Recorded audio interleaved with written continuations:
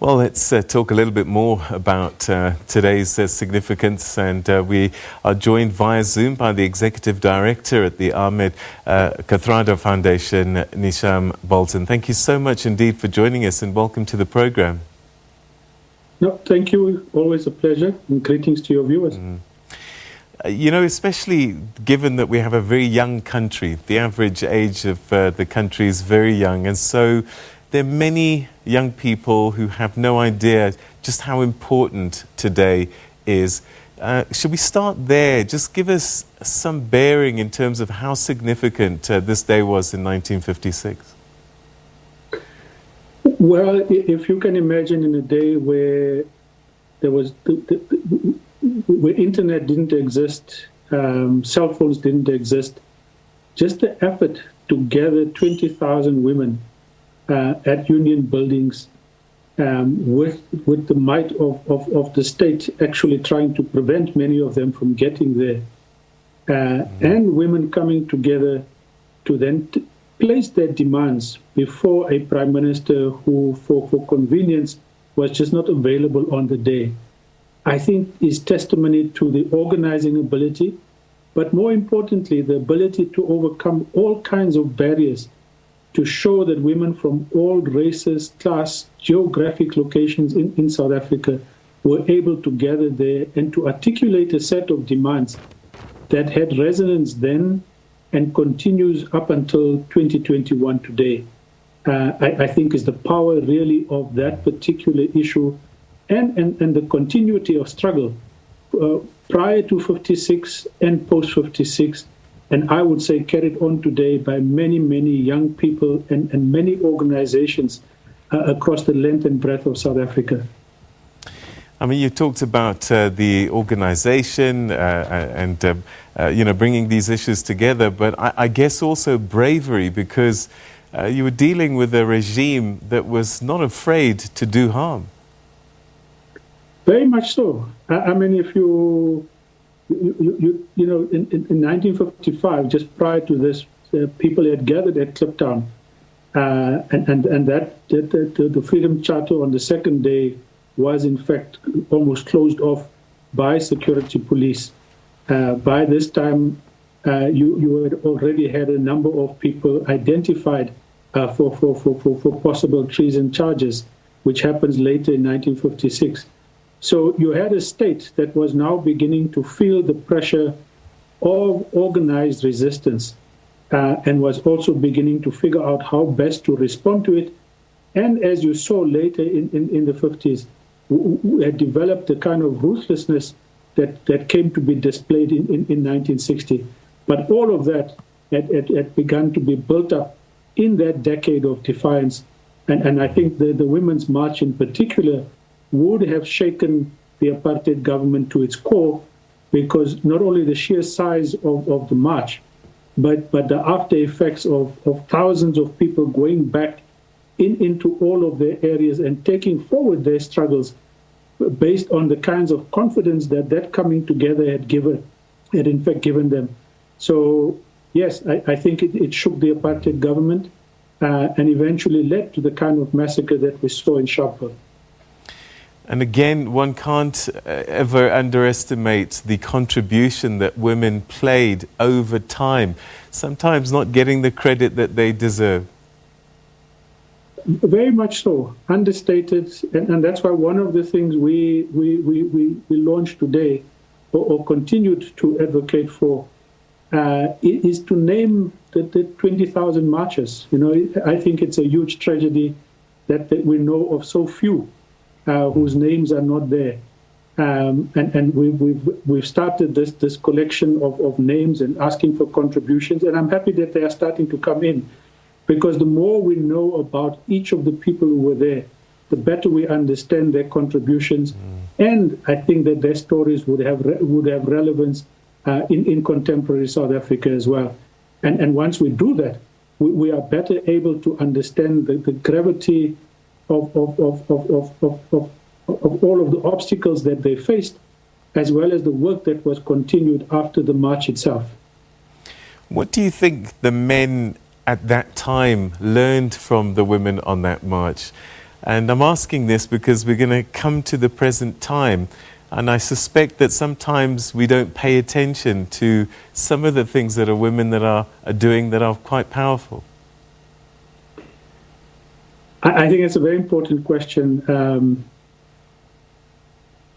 My sense is that there were a lot of men who did behind-the-scenes work in support of the march, but there were probably many others who were perhaps lukewarm towards it. I know in particular Kathrada band at the time, however, played a very significant role, transported a number of people to the march, I suppose also helped behind the scenes with Auntie Sophie and others with all of the logistics. But I think the overall support of men is something that still needs to be researched and understood. At the time, there were probably, if I'm correct, there were no women leaders in the leadership of the ANC or of many of the liberation organizations that existed. That kind of clear, visible involvement in leadership structures comes at a much later point, probably in exile and later. And it is very much different to what you would have today. So that lack of participation in the leadership structures, I think, would also have impacted on the kind of support and actual involvement of men in the march and related struggles of women at the time. So how do we then translate those efforts, those energies to the modern day struggles? Well, I think the politics have changed. As one of the speakers was saying, women have representation in political structures. We have one of the highest rates of representation in parliament, legislatures, municipalities. But I think the coherence around a program for gender equality and real empowerment of women is still one that needs to cross party lines. That is very clearly lacking. I think in the corporate space as well, that there are huge efforts that need to be made.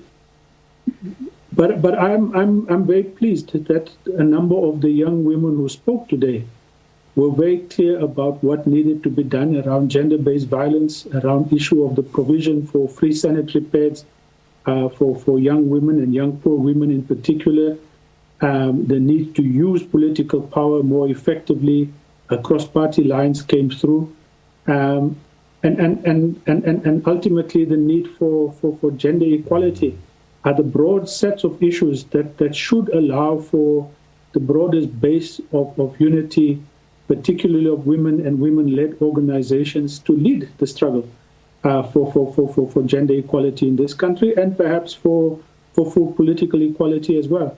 But as I think many of them said, it does require people to transcend the kinds of ideological, party political barriers that would have prevented that has prevented a lot of this thus far. Do you think enough men appreciate today as much as they should? Because it's almost seen as it's a woman's day rather than actually a contribution made by women for the country. I think you're absolutely right. I don't think I don't think many men do, but likewise, I think as a country as a whole, we tend to focus on women's issues only in the run-up to August 9th. And that's a national failure. Is not necessarily only on men, but given that men, I think, occupy much of the positions of power in this country, that perhaps is the end result. But it goes with everything else that we do in the country. We focus on youth only in June, and we will focus on heritage only in September. And it's this kind of periodic focus on issues that I think is problematic, rather than having a continuity of focus on the most important priorities throughout the year, is what would change the kind of consciousness and perhaps the kind of level of activations that are needed both at a policy and a societal mobilization point of view, that would push these agendas forward. And I suppose one struggle that's been there throughout time and contributes to a lot of the issues that we see even nowadays is patriarchy. As men, we can contribute to that, but I guess we have to shift society still. That this attitude, this belief system isn't one that we consciously and subconsciously practice.